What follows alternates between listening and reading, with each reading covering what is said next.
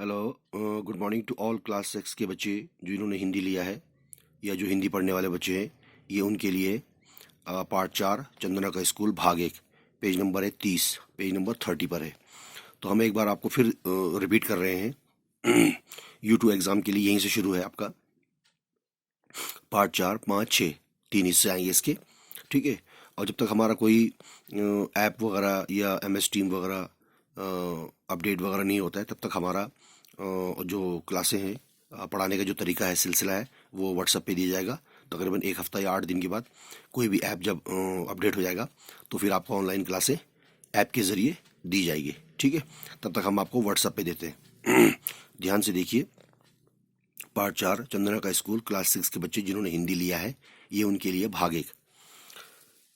यहाँ से मैंने आपको पढ़ाया था पठन पूर्व बोध हो गया, भाव बोध, जीवन मूल्य बोध।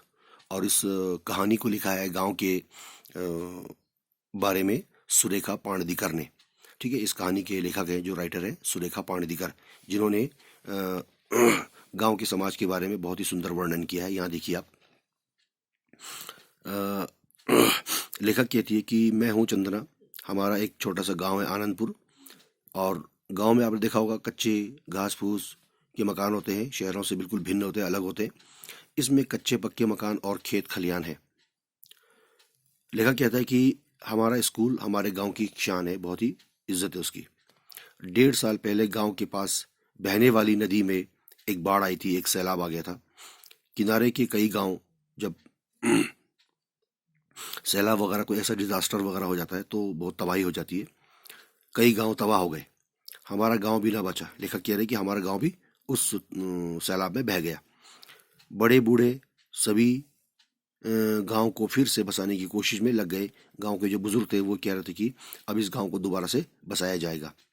लोगों ने जैसे तैसे घर तो बसा लिए, पर हमारे स्कूल की तरफ किसी ने कोई ध्यान, कोई तवज्जो नहीं दिया।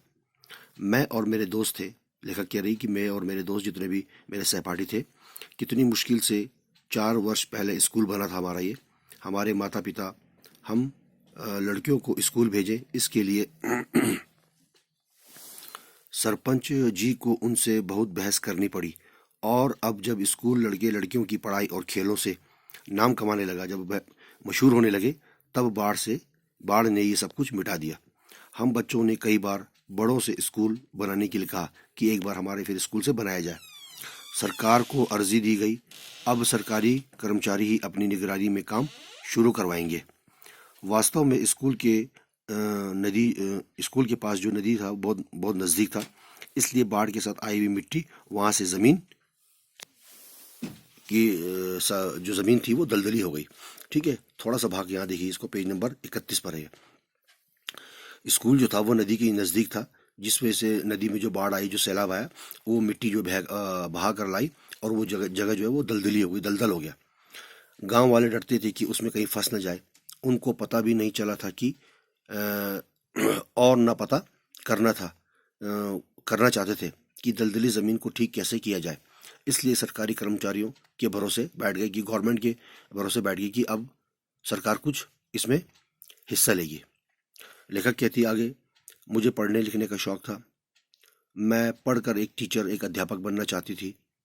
पर जब स्कूल ही नहीं बनेगा, स्कूल का निर्माण नहीं हो पाएगा गांव में, तो टीचर कैसे बनूंगी।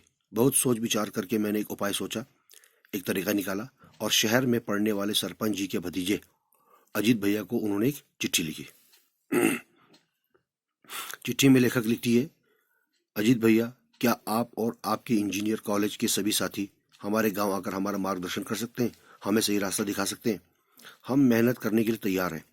हमें दलदली ज़मीन पर स्कूल बनाने का जो तरीका है वो आप आकर बताएं। रक्षाबंधन पर भाई अपनी बहन को रक्षा करने का वचन देता है।